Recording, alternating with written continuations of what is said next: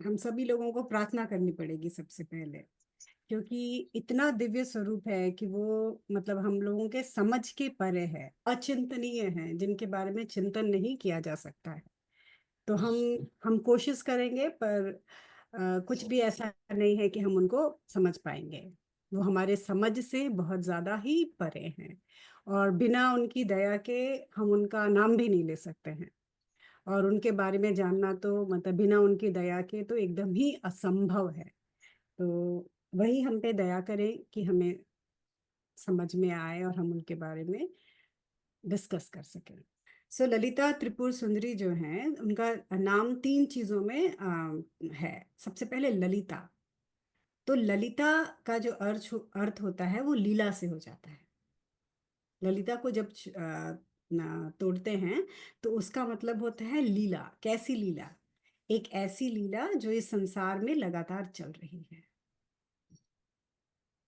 तो उनके नाम से ही सामने आ जाता है कि ये लीला करने वाली हैं, ये प्ले कर रही हैं, ये एक खेल कर रही हैं, इनका स्पोर्ट्स चल रहा है, ये एक सर्कस चल रहा है जो इनकी मर्जी से चलता है। इनकी मर्जी से ब्रह्मांड बनता है, और इनकी मर्जी से ब्रह्मांड जो है वो खत्म हो जाता है। हमारे लिए बहुत बड़ी बात होती है, जीने मरने की बात होती है, और इनके लिए क्या होता है? वो खेल होता है। तो सबसे पहले हमको ये बात समझ लेनी है कि माँ के लिए ये सारा कुछ खेल है। इसीलिए इनके नाम में सबसे पहले ललिता शब्द आता है कि ललिता है। हम्म? उसके बाद आता है त्रिपुर। तो त्रिपुर को समझना बहुत ज्यादा जरूरी है। देखो, अलग अलग तरीके से मैं त्रिपुर समझाऊंगी। तो पहला त्रिपुर जो होता है, हमारी तीन अवस्था होती है, जिसको जागृत, स्वप्न और सुसुप्ति कहते हैं। यानी कि आप सो रहे हो, या जग रहे हो, या आप सपने देख रहे हो। मेरे ख्याल से लिख लो आप लोग तो ज्यादा अच्छा रहेगा, क्योंकि ये पूरा फिलॉसफी है, दर्शन है ये पूरा। सो ये तीन हमारी अवस्था होती है। चौथी अवस्था भी मानी जाती है, जिसको तुरिया कहा जाता है, जिसको पूर्ण रूप से अवेकन कहा जाता है, या होता है कि हाँ आप एनलाइटेंड स्टेट में आ गए, मतलब आप सिद्ध हो गए। वैसी अवस्था भी होती है जिसको तुरिया कहा जाता है। ज्यादातर लोग इन तीन अवस्थाओं में चलते रहते हैं, या तो जगे होते हैं, या तो सो रहे होते हैं, या तो सपने देख रहे होते हैं। तो ये तीनों अवस्थाएं हैं जो हमारी उनसे परे हैं। हाँ? जग कर भी हम इनको नहीं जान सकते, सोकर भी इनको हम नहीं जान सकते, जगकर भी हम इनको नहीं जान सकते, सोकर भी हम इनको नहीं जान सकते, और सपने देखकर भी इनको हम नहीं जान सकते। ये तीनों अवस्थाओं से परे हैं। दीदी तीनों अवस्था एक बार रिपीट करिएगा नाम। ये तीन अवस्था हैं: जागृत, सुसुप्ति और स्वप्न। जागृत, सुसुप्ति और और स्वप्न। स्वप्न। स्वप्न मतलब तो सपना हो गया। ना हो गया। जागृत चौ मतलब। तो ये तीनों अवस्थाओं से परे हैं। चौथी अवस्था तुरिया होती है, जहाँ सिद्ध हो जाते हैं, जहाँ अवेकन हो जाते हैं, जहाँ ब्रह्मज्ञानी हो जाते हैं, वो अवस्था होती है। तो ये कहते हैं कि ये तीनों अवस्था से परे हैं। हाँ, ये तीन अवस्था में रहते हुए आप इनको जान नहीं सकते। ओके। तो या तो, अब यहीं पे जो भी हमारे कॉन्सेप्ट्स होते हैं सपने के बारे में, कि हमने सपने में भगवान जी देखा, टूट गया है वो कॉन्सेप्ट, शैटर्ड राइट नाउ। हाँ। और हमने जाग के बहुत पूजा कर ली, बहुत पूजा कर ली, बहुत पूजा कर ली, वो भी खत्म हो गया। या हमने सो के पूजा नहीं की, वो भी खत्म हो गया। ये तीनों भ्रम जो हमारे थे, वो तीनों भ्रम एक साथ टूट गए। हम्म। हम आलसी हैं, हम पूजा नहीं कर रहे हैं, वो भ्रम टूट गया। हमने जग के बहुत पूजा कर ली, हमारा वो भ्रम टूट गया। हमने सपने में बहुत कुछ भगवान जी के दर्शन कर लिए, हमारा वो भ्रम भी टूट गया। क्योंकि इनके नाम का ही अर्थ होता है त्रिपुर के परे जाना। तो त्रिपुर तीन अवस्था हो गई। अगर आप किसी तरह चौथी अवस्था में जा रहे हैं, तो वहां से जाके आप इनके साथ कांटेक्ट में आ सकते हैं। तुरिया में जाना, और ऐसा नहीं है कि हम सब तुरिया में नहीं जाते हैं। दिन में कई क्षण ऐसे होते हैं कि हम सारे उस क्षण वहां जाते हैं, सबकॉन्शियसली हम तुरिया को टच करते हैं।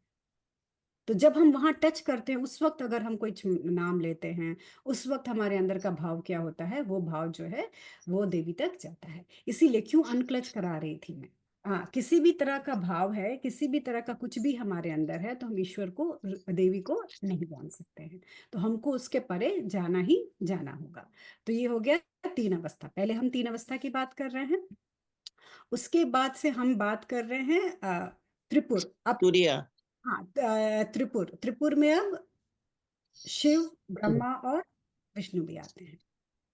ठीक है, त्रिदेवता हो गए। तो हम इन 3 देवताओं से भी परे जा रहे हैं। यानी कि देवी की जो अवस्था है वहां पे ये तीनों ही देवता नहीं पहुंचते हैं, इनसे बहुत ऊपर है। ठीक है। फिर त्रिपुर का अर्थ होता है, त्रिगुण से ले सकते हैं कि 3 तरह के गुण होते हैं, सतोगुण, रजोगुण और तमोगुण। हम इन तीनों गुणों के भी परे जा रहे हैं। याद है जब शिव जी के बारे में, ब्रह्म के बारे में हम शंकराचार्य से जब शिव जी को समझ रहे थे, तो यही कॉन्सेप्ट हमारे सामने आया था कि हम हर चीज के परे जाके शिव जी को समझ रहे हैं। अब वही कॉन्सेप्ट यहाँ पे है कि हम सब चीज के परे जाके हम देवी को देख रहे हैं कि देवी है क्या। देवी इन सब चीजों के परे हैं। जितनी ही चीजों को हम 3 मानते हैं, हर उस 3 से परे हैं वो। अब स्वर्ग, नर्क और धरती, ये 3 हो गए, इनके भी परे हैं वो। हम्म। तो ऐसे हम 3 3 चीजों को लेते हैं, लेकिन असली अर्थ जो इसका होता है वो ये होता है कि जागृत, स्वप्न और सुसुप्ति इन तीनों से परे हैं। ठीक है। कभी मैं ये इन 3 अवस्थाओं के बारे, मुझे याद दिलाना, इन 3 अवस्थाओं के बारे में पढ़ाऊंगी कि ये अवस्थाएं क्या होती हैं और कैसे काम करती हैं। तब सबको समझ में आएगा कि क्या चल रहा है हमारे जीवन में। और ये सब जो हैं रहस्य, जो है ये सारी बातें, ये उपनिषदों और वेदों में लिखी हुई हैं। तो ये मैं जो पढ़ा रही हूँ, ये त्रिपुरा रहस्य से पढ़ा रही हूँ। और देखो कितना अच्छा है, मैंने अभी त्रिपुरा रहस्य खत्म किया है और अभी मुझे ललिता त्रिपुर सुंदरी के बारे में पढ़ाना, मतलब ऐसा आया कि मैं उनके बारे में बात करूं। तो ये उस किताब से है, सारा की सारा जो है ललिता त्रिपुरा रहस्य से है। और देवी महात्म्य में से है, 2 जगह से लिया गया है। सो अब याद है जब मैं एक बार तंत्रा पढ़ा रही थी तो मैंने बताया था कि 2 तरह से तंत्रा में देवी कुल चलता है। एक श्री कुला चलता है और एक काली कुला चलता है। तो जो श्री कुला होता है उसकी जो सुप्रीम डेटी होती हैं वो ललिता त्रिपुर सुंदरी होती हैं। और जो काली कुला चलता है उसकी जो सुप्रीम डेटी होती हैं वो महाकाली होती हैं। तो ये 10 जो 10 महाविद्याएं हैं उसमें ये दोनों महाकाली और ललिता त्रिपुर सुंदरी आती हैं। दोनों ही एक जैसी हैं। दोनों का शक्ति, दोनों का सामर्थ्य हमारे सोचने से भी परे है। काली क्यों कहते हैं? क्योंकि बियॉन्ड द स्पेस है, वहां समय काम नहीं करता, काल के परे है। त्रिपुर सुंदरी क्यों है? वो भी काल के परे है, उनके बारे में भी हम कुछ नहीं जान सकते। वो भी हर चीजों से परे हैं। अब हम जब 3 की बात कर रहे थे तो भूत, वर्तमान और भविष्य तीनों के परे भी तो है वो, उन तीनों से भी परे हैं। तो हमको ये समझना है। तो एक 10 महाविद्याओं की एक फैमिली है। उस 10 महाविद्या की फैमिली में एक काली मेन डीटी है और उनके साथ 9 हैं। और दूसरे तरफ श्री विद्या ट्रेडिशन में ललिता त्रिपुर सुंदरी हैं, उनके साथ ये शाक्तिज्म है। मतलब शाक्त है, शाक्त जो हम सब लोग कहते हैं ना कि हम नवरात्रि कर रहे हैं और देवी के भक्त हैं, तो ये शक्ति शाक्त आराधना। है। वो उनका है। और ये इसकी भी शुरुआत कहाँ से हुई है? अगर हम इनकी भी जड़ों में जाते हैं तो इनकी भी शुरुआत हमको दिखती है कश्मीरी शैविज्म से हुई है। ये सारा कॉन्सेप्ट कहा जाता है कि कश्मीरी शैविज्म से आया है। और ये भी कहा जाता है कि जब सती माता ने अपना शरीर पूरा जला दिया था, तब 10 रूप में वो आई थी, कि मतलब 10 महाविद्या के रूप में वो लोगों की, अपने भक्तों का उद्धार करती रहेंगी। तो ये भी एक कहानी इसके साथ चलती है। तो इनको जो है मतलब चेतना का मतलब सबसे ऊपरी जो चेतना होती है वो माना जाता है। सो ये ऊपर से ब्रह्मा, विष्णु और महेश, इन तीनों पे ऊपर से रूल करती हैं, इन तीनों पे अपना कमांड करती हैं। ये तीनों इनके अंडर में आ जाते हैं। अब होता है कि श्रीकुला में जो ज्यादा पूजा होती है ललिता त्रिपुर सुंदरी की, वो श्री श्री चक्र, श्री यंत्र जो होता है उसके द्वारा होती है। हाँ, याद है वो यंत्र बना हुआ है और सबके घरों में तो आजकल होता ही है कि उस यंत्र से हाँ, उसकी। मैं कह रही ब्रह्म की जब हम पूजा करते हैं तो ये देवी उन ब्रह्म से भी परे है या ब्रह्म ब्रह्म की में? ब्रह्म की हम कोई पूजा नहीं करते। ठीक है, ओके। हम ब्रह्म की पूजा कर ही नहीं सकते ना, निर्गुण है, जो कुछ है ही नहीं उसकी क्या पूजा करेंगे।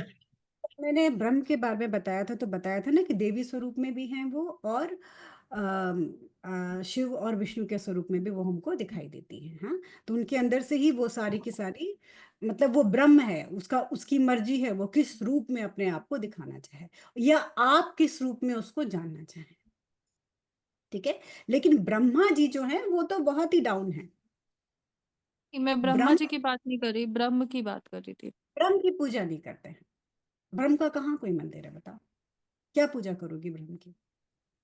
अगर मैं इस स्तर पे तुमको अभी ललिता त्रिपुर सुंदरी बता रही हूँ, और मैंने ये समझा दिया कि तीनों अवस्था, जागता, जगना, सोना और स्वप्न, तीनों के परे हैं, तो क्या इन तीनों अवस्था की कोई भी पूजा, हमारे शरीर के द्वारा की गई कोई भी पूजा, क्या उन तक पहुंच रही है?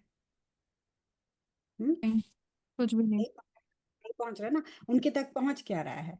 उनके तक पहुंच रहा है जो कि ये है, क्या कहते हैं, जब हम निर्गुण भाव में चले जाएंगे, जब हम निर्विकल्प हो जाएंगे, तब हम उनके स्पेस को टच करते हैं। लेकिन उसके बाद भी भक्तों पे दया करने के लिए कभी कभी भक्ति के द्वारा हम उनका थोड़ा बहुत ग्रेस ले सकते हैं, हम उनकी थोड़ी बहुत दया ले सकते हैं। लेकिन उस लेवल पे पहुंचने के लिए हमको निर्विकल्प होना पड़ेगा, हमारे पास कोई दूसरा विकल्प नहीं होना चाहिए। वहां शरीर को भी हटाना पड़ता है, कि हाँ, वहां पे शरीर को भी हटाना पड़ता है, कि शरीर भी हमारा काम नहीं कर रहा है। ठीक है, तो वो मतलब वो निर्विकल्प की स्थिति है, वो स्थिति में हो सकता है, अगर इसमें हुआ तो मैं समझाऊंगी कि क्या है। तो इन सबों से परे हैं। अब वो ब्रह्म की जो शक्ति है, जिसको लोग हमेशा पुरुष कहते हैं, राइट, हम कह रहे हैं कि, और हमने ये बात समझ लिया है कि कोई ना स्त्री होता है ना कोई पुरुष होता है। स्त्री पुरुष किस लेवल पे आता है? इस पृथ्वी पे आने पे जब शरीर बनता है, तो एक का एक लिंग और दूसरा लिंग हम स्त्री और पुरुष कहते हैं। हाँ, ये तो शरीर के परे है ना। तो क्या फेमिनिन हो गया और क्या मस्कुलिन हो गया इसमें? हम्म इसको समझो थोड़ा दिमाग खोल के, कि ये शरीर हम्म। परे है ना, शरीर से तो हम बात ही नहीं कर रहे। ये तो सेंटर है, एनर्जी सेंटर जैसा हो गया ना, कि एनर्जी सेंटर है। अब उस एनर्जी सेंटर को आप कहीं से देखिए तो आपको किस रूप में दिखाई देता है? रामकृष्ण परमहंस ने कितना सुंदर समझाया है कि एक तरह का तालाब है। हाँ, आप जिस दरवाजे से खटखटाएंगे वहां पे जो भी भगवान आपको लगेगा, वैसा ही वो तालाब आपको दिखेगा। अब जैसे गंगा जी हैं, कितने सारे घाट हैं। तुम किसी भी घाट से चले जाओ, तो तुम शाक्तिज्म से चले जाओ, शैविज्म से चले जाओ, तुम वैष्णविज्म से आ जाओ, हाँ, तुम निर्गुण होके चले जाओ, पानी तो वही वही का वही मिलेगा ना। ब्रह्म तो वही का वही है। ब्रह्म की पूजा हम नहीं कर सकते। अगर पूजा की गई होती तो उनको भी लोरिया सुना रहे होते लोग घर में बैठा बैठा के। तो अच्छा है, इसीलिए बुद्धा ने अनात्मा कहा। बुद्धा ने कहा, आत्मा शब्द ही खत्म कर दिया, बोला कि है ही नहीं, कुछ है ही नहीं। नहीं तो कुछ भी कहने का अर्थ है, लोग उनकी भी मंदिर बनाने लगेंगे। इसीलिए उनका कहीं ब्रह्म का कहीं मंदिर नहीं होता, कुछ भी नहीं होता, ना कोई पूजा पद्धति होती है ना कुछ होता है। तो देवी क्या है? उस लेवल पे है, वहां पे है देवी। लेकिन अपने भक्तों पे हम वहां तक पहुंचे कैसे? उसके लिए अलग अलग टूल्स बने हैं। मेडिटेशन एक टूल हो गया, रिचुअलिस्टिक पूजा एक टूल हो गई, व्रत एक टूल हो गया, हाँ, उनके बारे में जानना, ज्ञान अर्जित करना एक टूल हो गया, भक्ति होना एक टूल हो गया। आखिर हम जाएंगे कैसे वहां तक? अचानक से किसी को बोलो कि तुम ब्रह्म की साधना करो, वो नहीं कर सकता है। तो मूर्ति पूजा तो जरूरी है, तो उसके उस लिए वो एक उनका एक मूर्ति बना के सामने दी गई कि देखो, इससे प्यार करो, पहले इससे प्यार करो, फिर इसके परे चले जाओगे। एक ऐसा समय आता है, अष्टांग योग से भी देखेंगे, हर जगह जगह से एक ऐसा समय आता है जहाँ जिस चीज पे आप मेडिटेट कर रहे होते हो, जहाँ पे आपका ध्यान जिस चीज पे केंद्रित होता है, वो चीज ही चली जाती है। तो सविकल्प, निर्विकल्प और सहज समाधियां होती हैं उसके बाद। तो हमारा, जब तक हम समाधि की अवस्था में नहीं जाते, जब तक हम, इसको समझो ध्यान से, जब तक हम समाधि की अवस्था में नहीं जाते, तब तक कुछ भी मिराकल नहीं होने वाला, कहीं भी कुछ भी नहीं होने वाला। तब तक तो ये हो गया कि हमने गए और हमने बिजनेस ट्रांजैक्शन किया, ये मांगा वो मांगा और हम लेके आ गए। ठीक है। जब सविकल्प समाधि होगी तो मंत्र या देवी के इमेज के साथ होगी। फिर निर्विकल्प जाएगी तो वहां पे वो मंत्र और वो इमेज भी चला जाएगा, निर्विकल्प जहाँ कोई अदर ऑप्शन है ही नहीं। फिर सविकल्प आता है उसके बाद, जहाँ पे नो, फिर उसके से सहज आता है, जहाँ पे आप उस अवस्था में रहते हुए आप ऑपरेट करते हो, आप काम कर सकते हैं। तो अलग अलग अवस्थाएं हैं, वहां पे देवी का आशीर्वाद मिलना शुरू होता है। उसके पहले तक देवी का आशीर्वाद नहीं होता है। ये बात एकदम ध्यान से सुन लेना, चाहे कोई कुछ भी कर ले, कितना भी कर ले। आप 10 चीजें मांगेगी, आपको 5 चीजें मिल जाएंगी उसमें से। हम्म? क्योंकि आप जा रहे हो, सर झुका रहे हो, because of the compassion and love inside. इतना ज्यादा पूरी सृष्टि के लिए प्रेम है कि वो जो भी उनके आगे सर झुकाता है उसको वो कुछ ना कुछ दे देती है, कि चलो तुम मेरे दर पे आए हो, मैंने तुम्हें कुछ दे दिया। हाँ? पर साधक साधना करना, साधना करके आगे बढ़ना, उनके स्वरूप को सुनना, निर्विकल्प जाना, ये होता है मतलब उनकी मेन पूजा का तरीका।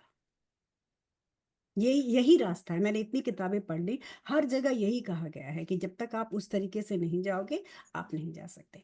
ये तरीका भक्ति में भी, भक्ति ट्रेडिशन में भी आता है। जो बहुत बड़े बड़े भक्त होते हैं वो क्या करते हैं, उस ईश्वर में ही लीन हो जाते हैं अपने आप को, यानी कि उनके पास कोई दूसरा ऑप्शन नहीं बचता। हम्म? जो मेडिटेटर्स हैं वो भी मेडिटेट करके ईश्वर में लीन हो जाते हैं। हम्म? तो जहाँ जब आप एकदम से मिल जाते हो कुछ और नहीं बचता। तो ये कह रही है कि वहां पे मतलब मैं हूँ वहां पे, मतलब देवी का जो है वो वहां पे है देवी का। सो जो श्री विद्या है उसके मैंने बता ही दिया कि 2 तरीके से होता है, एक कौला हो जाता है और एक श्री विद्या हो जाता है। कौला जो हो गया वो कालीकुला हो गया, काली माँ के थ्रू हो गया। श्री विद्या जो हो गया वो ललिता त्रिपुर सुंदरी का अलग रास्ता। इसके बारे में बहुत सारा नॉलेज हमको मिलता है। भास्कराचार्य जो थे एक ये थे, क्या कहते हैं, शैव कश्मीरी शैविज्म के एक विद्वान थे, एक दार्शनिक थे। भास्कराचार्य ने इसके बारे में लिखा हुआ है कि कैसे चल के 2 भाग में बढ़ जाता है और कैसे अलग अलग हो जाता है। तो ये तो हो गया त्रिपुर सुंदरी का। अब त्रिपुर सुंदरी देखने में कैसी होती है? हाँ, जब हम उन्हें उन्हें देखते हैं तो हमें वो कैसी लगती हैं, मतलब हमारी एक इमेजिनेशन होगी ना कि वो कैसी होगी। जैसे शंकराचार्य ने सौंदर्य लहरी लिखा है। हम्म? याद है जब मैंने पहला देवी का मेडिटेशन कराया था, सौंदर्य लहरी के श्लोकों पे कराया था। मैं फिर से दोबारा कराऊंगी, पता नहीं कहाँ गया, रिकॉर्ड नहीं हो पाया था। तो सौंदर्य लहरी अगर आप लोग के पास टाइम हो तो उसको गूगल करके, और उसमें हिंदी मीनिंग्स दी हुई हैं, सौंदर्य लहरी पढ़ के देखो कि देवी का डिस्क्रिप्शन है क्या। हाँ, हम्म, या मैं कभी टाइम मिलेगा बीच में तो सौंदर्य लहरी के श्लोक भी पढ़ा दूंगी कभी कभी, कि देवी हैं कौन। कहते हैं कि शंकराचार्य ने आंख से देख के समझ के, और देवी का 100 श्लोकास हैं, उसमें 100 श्लोकास हैं। और वो 100 श्लोका उन्होंने बस खड़े होके देवी को देख के विस्मय होके उनके बारे में कहा था। तो उन्होंने ललिता त्रिपुर सुंदरी के बारे में कहा था। उसके बाद से आता है हमारा ललिता सहस्त्रनाम, जिसमें देवी के बारे में वर्णन किया गया है कि देवी क्या है, कैसी हैं। वो तो यूट्यूब पे सब जगह है आजकल, मतलब जाके सुन सकते हो कि क्या है, कैसा है। तो ललिता त्रिपुर सुंदरी जो है उनको कहा गया है कि उनका जो जस्ट आंख बंद करके मैं उनके रूप का वर्णन करूंगी, और मैं चाहती हूँ कि आप लोग सब कुछ ड्रॉप कर दो इस वक्त, कुछ भी मत रखो अपने दिमाग में। मैं वर्णन करूंगी, आप उन तक जाने की कोशिश करो, आंख बंद करके उनको देखने की कोशिश करो अपने अंदर। ठीक है। एकदम डीप मेडिटेशन में हम उनको देखना चाहेंगे कि वो कैसी दिखती कैसी है। सो उनका जो स्वरूप जो है वो उगते हुए सूर्य के समान है। हम्म? वो जो लालिमा है उनके चेहरे पे, वो ऐसी है जैसे कि उगते हुए सूर्य की जो लालिमा होती है। और ये जो उगते हुए सूर्य की जो लालिमा है, वो उगते हुए सूर्य की लालिमा में हल्का सा गोल्डन कलर मिला हुआ। मतलब ऐसा नहीं है कि सिर्फ उगता हुआ सूरज है, उसमें हल्का सा गोल्डन टच है। उस गोल्डन टच से माँ का जो पूरा शरीर है, माँ का जो चेहरा है, वो चमक रहा है, वो सुंदर चमक रहा है। वो लोटस पे बैठी हैं। कहीं पे ये आता है कि वो एक लोटस पे बैठी हुई हैं, जो लोटस शिव जी के शरीर से बाहर निकलता है। कहीं पे ये आता है कि वो जो है वो एक शिव जी के शरीर के ऊपर लेटे हुए हैं, और उनके शरीर के ऊपर बैठी हैं। और वो जो लोटस पे अगर आपको इमेजिन करना है तो पिंक कलर का बहुत ही सुंदर, बहुत ही बड़ा लोटस है, उसके ऊपर देवी जो है वो एकदम स्वर्णिम लाल आभा लिए हुए, शिव जो हैं वो खुद ही उनके नीचे लेटे होते हैं, शिव के ऊपर वो बैठी होती हैं। अब उनका जो जो सिंहासन है, उनका जो सिंहासन है, वहां पे ब्रह्मा, विष्णु, महेश और ईश्वरा, ये चार लोग जो हैं उनके सिंहासन के चार पैर होते हैं।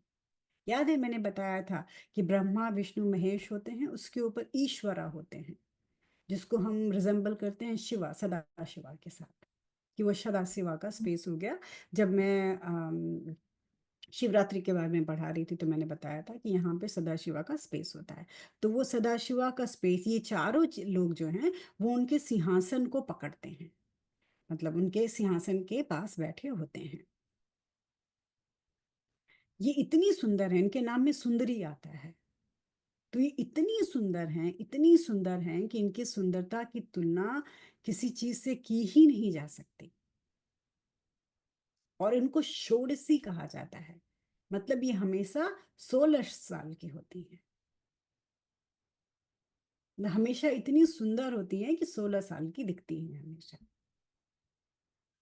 अलग अलग रूप में इनकी पूजा होती है। बाल सुंदरी के रूप में भी होती है, षोडशी के रूप में भी होती है, और भैरवी त्रिपुर सुंदरी के रूप में भी होती है, जहाँ ये शिव की शक्ति होती है। तो अभी हम षोडशी को देख रहे हैं कि 16 साल की हैं, इतनी सुंदर हैं। और मतलब उनकी स्किन, उनके बाल, उनका सब कुछ जो है वो हमारी कल्पना से भी परे है। अब उनके हाथों को हम देखते हैं, उनके हाथ में क्या क्या है।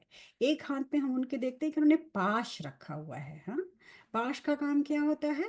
बांधना, बंधनों से मुक्त करवाना। यानी कि जो भी हमारे बंधन हैं, जिन बंधनों में हम बंधे हुए हैं, देवी जो हैं उन बंधनों को तोड़ रही हैं। हम क्यों आगे नहीं बढ़ पाते हैं? हाँ, हम इसलिए आगे नहीं बढ़ पाते हैं क्योंकि हमारे ही बंधन हमें आगे बढ़ने नहीं देते हैं। तो देवी की दया से हमारे जो बंधन है, वो सारे के सारे बंधन जो हैं वो तोड़ने में हमें मदद करती है। उसके बाद से उनके दूसरे हाथ में हम देखते हैं कि एक वो है गन्ना, गन्ना देखते हैं। गन्ने का जो पेड़ होता है ना, जो डंडी होती है गन्ने की, वो पकड़ी होती है वो। तो वो अथॉरिटी दिखाती हैं कि वो अथॉरिटी हैं, वही जो है पालनहार हैं, सबको खाना देती हैं, एग्रीकल्चर रिप्रेजेंट करती हैं कि हाँ उन्हीं के द्वारा सबको सब कुछ मिलता है। फिर उनके हाथ में हमको धनुष और बाण दिखता है कि वो धनुष और बाण लेके हर किसी को से हमारी रक्षा करने के लिए तैयार हैं, हमें अभय देने के लिए तैयार हैं। और कभी ऐसा होता है कि उन्हें दिखाई देता है कि हमारे अंदर ही कुछ ऐसी कमियां हैं, ऐसे राक्षस हमारे अंदर बैठे हुए हैं जो हमें आगे नहीं बढ़ने दे रहे, तो वो उन राक्षसों का, उन कमियों का भी अंत करती है। यहाँ तक अध्यात्म सबको समझ में आया है? हम अध्यात्म में कभी किसी दूसरे के बारे में कोई बात नहीं करते, हम हमेशा अपने बारे में बात करते हैं। ठीक है, हमारे अंदर जो कमियां हैं, हम ही अपने दुश्मन होके बैठे होते हैं। हमारे जो कुछ भी है, माँ हमको उनसे बचाए, हमारे बंधनों से माँ हमारी रक्षा। जो उनके हाथ में जो गन्ना जो रहता है, उस गन्ने को दूसरे तरीके से भी देखते हैं। उस गन्ने को कहा जाता है कि वो हमारा मन है, उसको माइंड कहते हैं, कि ये हमारा मन हो गया, हमारा जो माइंड है ये। हाँ, और ये उसमें से जो निकल रहे रहते हैं पत्ते, उन पत्तों को कहा जाता है कि ये कि सारे 5 सेंसेस हो गए। हमारे जो इंद्रियां हैं वो सारी इंद्रियां हैं। माँ जो हैं वो मन को पकड़ के बैठती हैं। तो जो हमारी इंद्रियां हैं वो सारी की सारी वश में रहती है उनके। जो लोग भी मन के ऊपर काम करते हैं, जो लोग भी इमोशंस के ऊपर काम करते हैं, भावनात्मक ज्यादा होते हैं, उनको माँ की दया कैसे मिलेगी? मन, मन के साथ पांचों इंद्रियों पर माँ का कंट्रोल होता है, वश होता है, उसको हाथ में लेके बैठते हैं। तो हमको ये भी देखना है कि माँ हमारे मन को भी अपने वश में रखो माँ, और हमारी इंद्रियों को भी अपने वश में रखो। वो इतनी ज्यादा सुंदर हैं कि शिव जी जो हैं वो अपनी आंखों से, मतलब उनको देख नहीं पाते, मतलब उनकी आंखें जो हैं शिव जी के, मतलब देवी पर से अपनी आंखें हटा नहीं पाते हैं, वो इतनी सुंदर है। पूरा शरीर जो है उनके वो संसार के सबसे सुंदर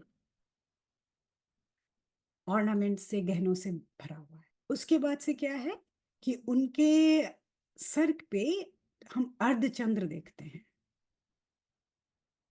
चांद किसका प्रतीक होता है?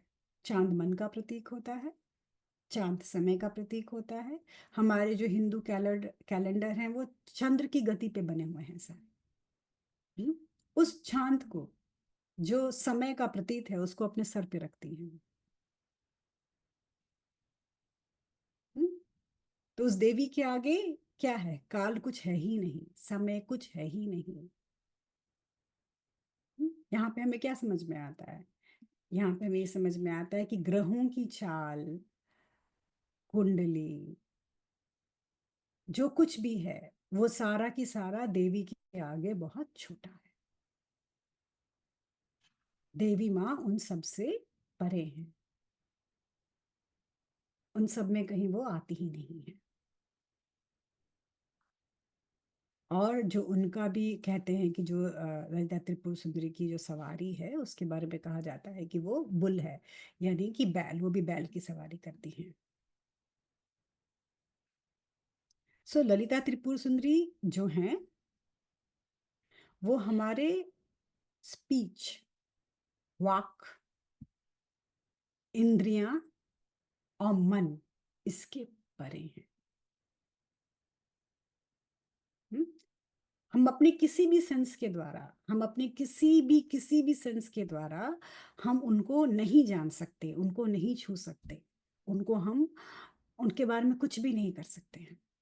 हमारा मन चाहे कुछ भी कर ले, हम लाखों करोड़ों के चढ़ावे चढ़ा दें, हम कितना भी खाना चढ़ा दें, हम कितना भी रिचुअल्स कर दें अपने मन के और अपने सेंसेस के प्रति, हम माँ को नहीं समझ सकते।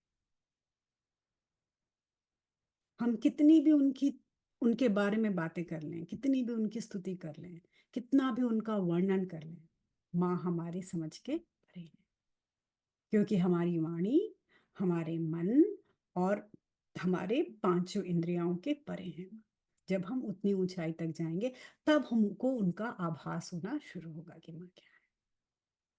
हजार विकल्प लेके जीवन में हम वहां तक नहीं जा सकते। इसीलिए माँ को क्या कहा जाता है कि ब्रह्म स्वरूपणी है, आत्मा स्वरूप है। उनको ब्रह्म स्वरूपणी कहा जाता है, उनको आत्मा के स्वरूप में कहा जाता है कि माँ जो है वो आत्मा जैसी है, माँ आत्मा है। अब उसके बाद से श्री त्रिपुरा रहस्य में कहा गया है, महात्म्य खंडा में जो है चैप्टर 58 में माँ के लिए कहा गया है कि माँ जो है वो जितना भी आचरण की बात होती है, होता है ना कि शुद्ध आचरण होना चाहिए, ऐसा चरित्र होना चाहिए, तो कहा गया है कि माँ जो है उन आचरणों से, उन चरित्र से भी परे है। हम्म? उनके ऊपर इस पूरे ब्रह्मांड का कोई नियम काम नहीं करता। उनके ऊपर इस पूरे ब्रह्मांड का कोई नियम काम नहीं करता। हर एक चीज से वो परे है। ये नियम कानून हमारे ऊपर काम करते हैं, हाँ? हम इनको मानते हैं, माँ नहीं मानते। माँ के लिए कुछ भी ऐसा नहीं है। वो क्या है? वो जो है वो प्योर चेतना है, शुद्धतम चेतना की शुद्धतम अवस्था है। वहां तक कुछ भी, कोई नियम संसार का कुछ भी उनके ऊपर नहीं होता। वही है जो सबको शक्ति देती है। और जहां पे आवाज खत्म हो जाती है, जहां वाक खत्म हो जाता है, उसके बाद से वो जो है आपको ऊपर उठाने का काम करती है। जहां आपके अंदर वो मौन आ जाता है, जब वो मौन आ जाता है आपके अंदर, तब माँ अपना पैर रखती है। तब उनकी दया जो है वो हमको, हम पे आना शुरू होती है, हमको मिलना शुरू होती है इनकी। वो सिर्फ आत्मा है और शुद्ध चेतना है। उसके सिवा वो कुछ भी नहीं है। वो जो है वो एकदम मुक्त है, उनको आप बांध नहीं सकते। जहां हमने ये बात कहा कि हम माँ को बांध नहीं सकते, वहीं पे हमारा ये जो कॉन्सेप्ट है कि दुर्गा देवी या देवी इसके शरीर में आ गई, उसके शरीर में आ गई, हमारा ये कॉन्सेप्ट टूट गया। हम्म उसी क्षण ये कॉन्सेप्ट टूट गया। आप कैसे बांध लोगे शरीर की सीमाओं के अंदर उनको, जो शरीर से बहुत ज्यादा परे हैं।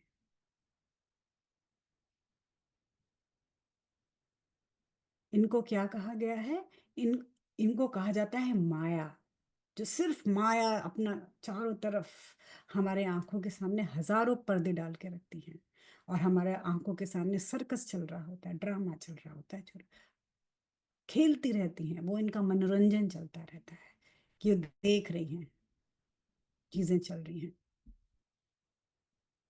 उनकी जो ग्लोरी है, उनका जो सामर्थ्य है, उनका जो ग्रेस है, उसके बारे में हम किसी लॉजिक से और किसी भी प्रश्न के द्वारा हम उनको समझ ही नहीं सकते। वो बियॉन्ड लॉजिक, बियॉन्ड क्वेश्चनिंग है। आप कितना भी क्वेश्चन कर लो, आप उनको समझ नहीं पाओ। कितना भी अपना दिमाग लगा लो, आप उनको समझ नहीं पाओ। वो इन सब चीजों से एकदम ही परे हैं।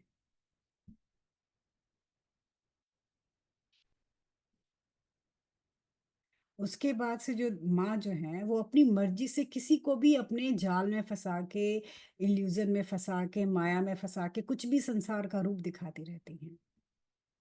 वो उनके लिए एक खेल होता है। उनके लिए एक खेल से ज्यादा कुछ नहीं होता। हम्म? अब यहाँ पे जितने भी कॉन्सेप्ट्स आते हैं कर्मा से जुड़े हुए, कि मैंने अच्छे कर्म, बुरे कर्म, ये वो जो भी हमारा होता है, सारा टूट गया ना। कि जो कुछ भी हो रहा है वो माँ के माया के चलते हो रहा है। जब उनकी माया के चलते हो रहा है तो हम कैसे जिम्मेदार हो गए किसी भी चीज के? हमारी तो सिर्फ इतनी ही गलती होती है कि हम माया से परे देखने की कोशिश नहीं करते हैं, उसी माया को हम सच मान लेते हैं। सपने में किया गया कर्म अच्छा या बुरा कैसे हो सकता है, ये इस पे मैं कभी बाद में समझाऊंगी डिटेल्स में। तो ये था त्रिपुरा रहस्य में देवी के बारे में क्या कहा गया है।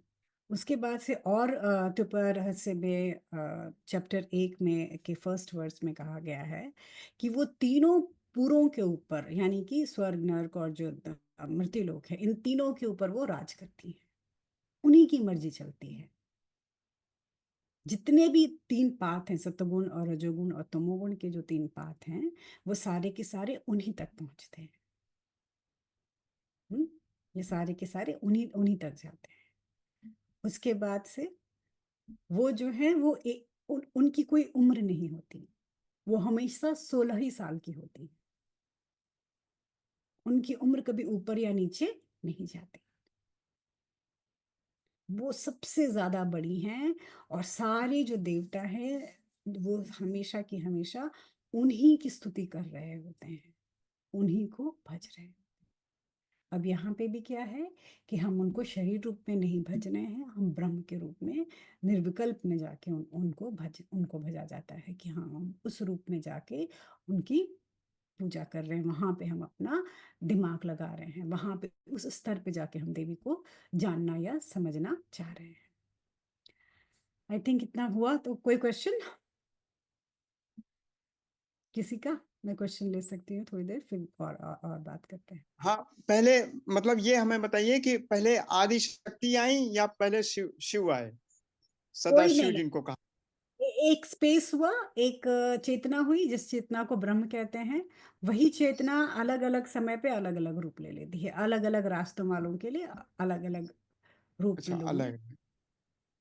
वो एक ही शक्ति है, उसको आप जो शाक्त हैं वो शक्ति के रूप में देखेंगे। हाँ, जो वो शक्ति शक्ति का जैसे पंचदेव है ना, शाक्य हैं नहीं, और पंचदेव उनसे, हाँ पंचदेव नीचे आते हैं, हम देव से ऊपर की बहुत बात नीचे है पंचदेव। हम उनसे ऊपर, हम ब्रह्म की बात कर रहे हैं। तो उसको या तो आप शक्ति के रूप में, देवी के रूप में आप देख सकते हैं, या शिव के रूप में, या विष्णु के रूप में आप देख सकते हैं। ये तीन रूप में आप उनको, या फिर उनको निराकार देख सकते हैं आप। हाँ, निराकार ब्रह्म के रूप में देखते हम ब्रह्म की बात कर रहे हैं, क्योंकि ललिता त्रिपुर सुंदरी का जो ये जो है वर्णन जो है वो निराकार उस ब्रह्म के बारे में है, हर जगह उस ब्रह्म। उसके बाद से इनके बारे में बहुत सारा नॉलेज हमको कहाँ से मिलता है, दूसरा जो नॉलेज मिलता है वो मिलता है ललिता सहस्त्र नाम से, है ना। ललिता सहस्त्र नाम कभी पढ़ के देखो, या उसका अर्थ एक एक शब्द का समझ के देखो, देखो वहां से भी समझ में आता है कि देवी क्या है। ललिता सहस्त्र नाम में देवी को एक एक सुहागन औरत के रूप में देखा गया है, एक सुहागन स्त्री के रूप में देखा गया है, एक रानी के रूप में देखा गया है। और फिर वहां पे उनके अलग अलग ललिता सहस्त्रनाम की शुरुआत ही अरुणा करुणा से होती है। अरुणा मतलब ये सुंदर, जो मैंने बताया कि लाल रंग है, जो उसमें गोल्ड है, गोल्डन रेड कलर है वो। और करुणा मतलब इतनी करुणा है सबके लिए। तो अरुणा करुणा के नाम से ही शुरू होता है मतलब ललिता सहस्त्रनाम। तो वो मतलब देख के 23 में इनका डिस्क्रिप्शन है, बहुत सुंदर।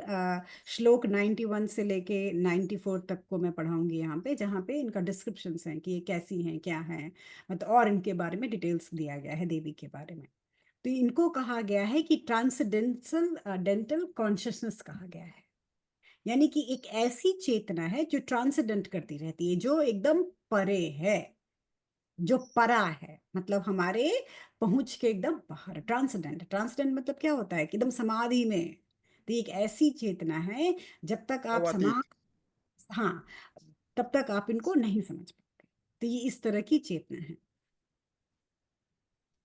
और इनके जो रूप से पूरा की पूरा ये सबका निर्माण करती हैं।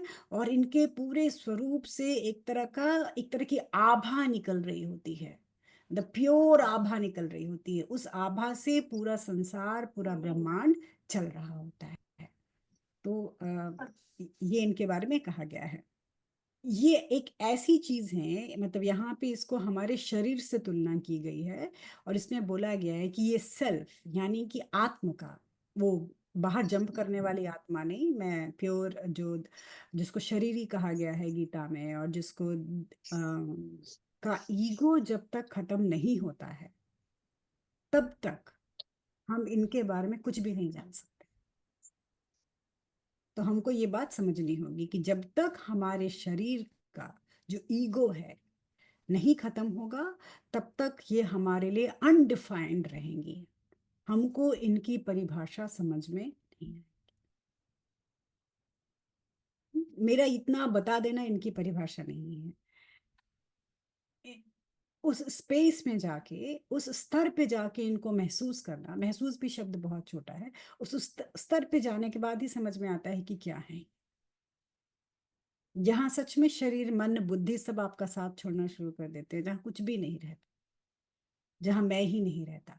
तो इन्होंने कहा है कि उस को जानने के लिए अपने सेल्फ से, अपने अंदर से, अपने कॉन्शियसनेस से पूरी तरह से आई हटा देना पड़ता है, ईगो हटा देना पड़ता है, यानी कि पूर्ण रूप से सरेंडर होना। ये सरेंडर नहीं कि माँ तुम बस तुम्हारे शरण में है, तुम रक्षा कर लो और बैठ के फिर पकोड़े खा रहे हैं, वो वाला सरेंडर नहीं। सरेंडर मतलब जो पूर्ण रूप से हो जाता है, तन मन धन, मनसा वाचा कर्मणा, हर तरीके से जो सरेंडर होता है, कि जस्ट छोड़ दिया तो छोड़ दिया। उस सरेंडर में कंप्लेन नहीं होता। हुँ? अभी सरेंडर कर दिया, भगवान ने कुछ टेढ़ा मेढ़ा कोई काम कर दिया तो भगवान को 4 गाली भी मिल जाती है। अरे इतनी तो पूजा की थी, इन्होंने किया नहीं हमारे हिसाब से, इतने तो मंदिर गए थे। जब शरणागति ले ली तो कंप्लेन कैसा, और शरणागति ले ली तो तारीफ कैसा। तो ना ही हम कंप्लेन करेंगे और ना ही हम थैंक यू बोलेंगे। हम स्थित रहेंगे, बीच में रहेंगे एकदम। क्योंकि हमें ये बात अभी तक समझ में आ गई है ना कि अच्छा और बुरा दोनों क्या है, इस मन के द्वारा है, हमारी वृत्तियां होती हैं। अच्छा और बुरा दोनों हमारी वृत्ति के द्वारा होता है। तो हमको वो स्पेस पे जाके रहना है जहाँ ना अच्छे से इफेक्ट हम पे होता है, ना ही हमारे ऊपर किसी बुरे से इफेक्ट होता है। दोनों ही जगह में हम स्थिति प्रज्ञ हो जाते हैं। जो कृष्ण की गीता है ना कि स्थिति प्रज्ञ होना, कुछ भी असर नहीं हो। तो वहां तक अपने सेल्फ को, अपने आप को वहां तक पहुंचाना है कि इतना ईगो जो हमारा है वो खत्म हो जाए। तब जाके हमको हमको ऐसा इंटेलिजेंस आएगा उसके बाद कि हम देवी को पहचान सकेंगे, देवी को जान सकेंगे कि ये है क्या।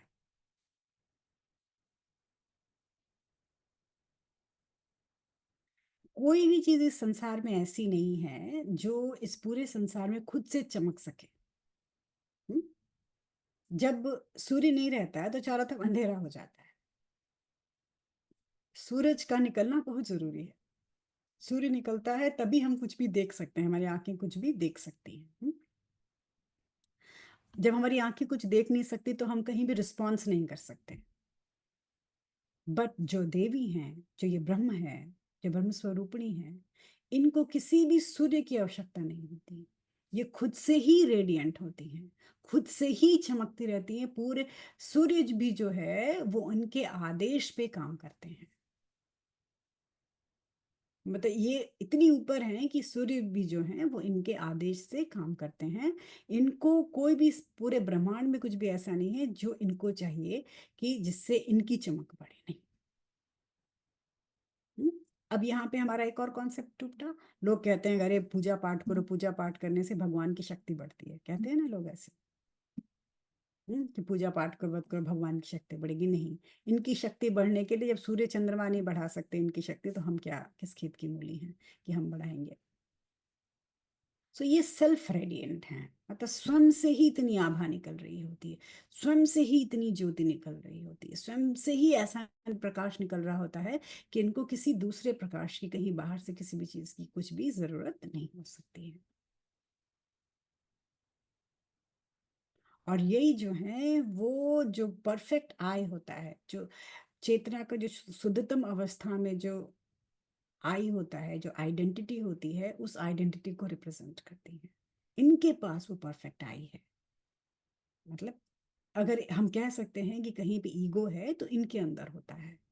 उनके उस ईगो से पूरा संसार जो है चलता है। मतलब उनके उस भाव से, ईगो भी नहीं कहेंगे, मतलब इनका जो आई है वो ट्रांसेंडेंट रहता है। मतलब वो सब चीजों के परे होता है, सब चीजों के परे होता है, जो कि पूरी की पूरी रचना में उस तरह का हमको भाव नहीं दिखाई देता है। इनकी जो शक्ति है उसको माया कहा जाता है।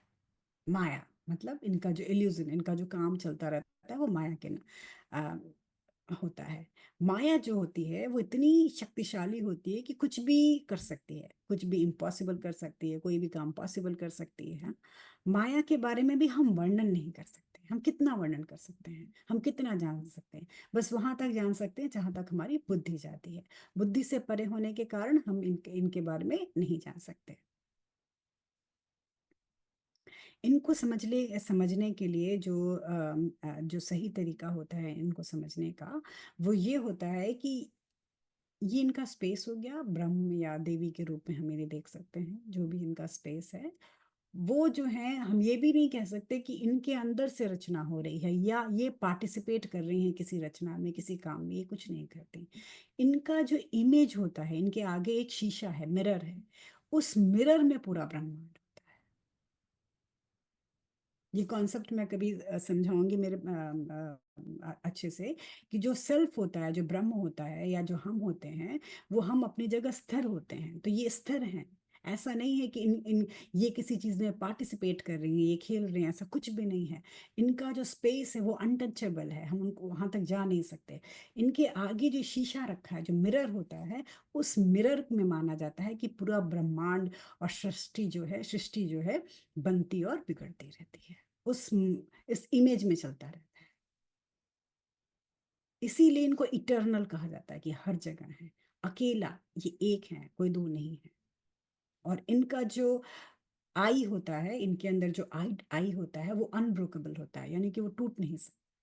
अगर किसी चीज में पार्टिसिपेट करेंगे तब सुख दुख और संसार के नियम इनके ऊपर चलेंगे। ये किसी चीज में पार्टिसिपेट नहीं करती। ये ऐसे होता है कि ये यहाँ है और सामने इनका मिरर है। मिरर में इनका सब कुछ, इनकी छवि दिखा, मिरर में जो है संसार होता है। तो ऐसा नहीं है कि हम बहुत जंप मारे कूदे तो हम जाके इनको छू लेंगे, नहीं। हम बहुत ज्यादा भी आगे बढ़ेंगे तो हम मिरर तक आगे बढ़ पाते हैं। मिरर क्यों कहा जाता है संसार को? क्योंकि माया है, वो टूट जाता है एक दिन। जो बड़े बड़े ऋषि मुनि हुए उन्होंने क्या कहा है? संसार को माया माना है ना, माया मान के उसको छोड़ दिया है। कबीरदास ने या सूरदास ने, किसी ने, बहुत सुंदर लाइन है उनकी, उन्होंने कहा है कि जो कुछ भी ये मन सोच सकता है, जो भी ये मन कर सकता है, वो माया है। तो मन पे रहोगे तो माया पे रहोगे। तो ये भी नहीं है कि माया इनको टच करती है, इनकी माया भी उस मिरर में है। मतलब पूरा जो प्रोजेक्शन हुआ है, जो इसके पीछे का दर्शन जो है पूरा अध्यात्म का, उस अध्यात्म में ये है कि ये ईश्वर तो बहुत ही दूर कहीं है। मतलब कहीं कहीं ऐसी कुछ ऐसा है जहां तक हम जा नहीं सकते, पर शीशे में रिफ्लेक्शन में पूरा संसार चल रहा है। तो ये पूरे संसार की कितनी कीमत हो गई, कितना इंपॉर्टेंस हो गया। एक पत्थर मारो और शीशा टूट जाएगा, बस उतना ही इंपॉर्टेंस है। हम्म? तो अगर हम अपने जीवन को बहुत सीरियस लेते हैं ना, हम लोग अपने लाइफ को बहुत ही सीरियस लेते हैं एकदम, कि बाप रे, हमसे ज्यादा सीरियस तो कोई है ही नहीं। किसी ने हमको कुछ बोल दिया, हमको इतना बुरा लगता है।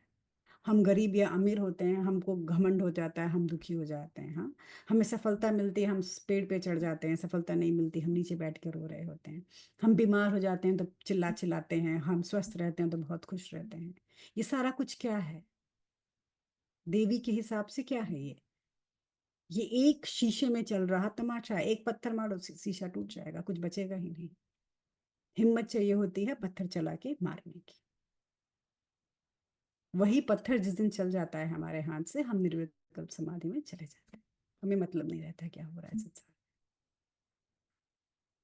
तो ये जो कॉन्सेप्ट है कि यहाँ पे ब्रह्म है और उसके सामने जो मिरर है, शीशा है, ये कॉन्सेप्ट एक बहुत बड़ा कॉन्सेप्ट है। इसके ऊपर पूरा आई थिंक 3-4 बार मैं क्लासेस लेनी पड़ेगी मुझे ये पूरा कॉन्सेप्ट समझाने के लिए कि कैसे काम करता है, कैसे कैसे इस पे धूल जमती है, कैसे उसको साफ किया जाता है, कैसे क्या होता है। पर इसका कॉन्सेप्ट यही है। ठीक है, आई थिंक आज के लिए इतना काफी है। मुझे लग रहा है सब बहुत डीप चले गए।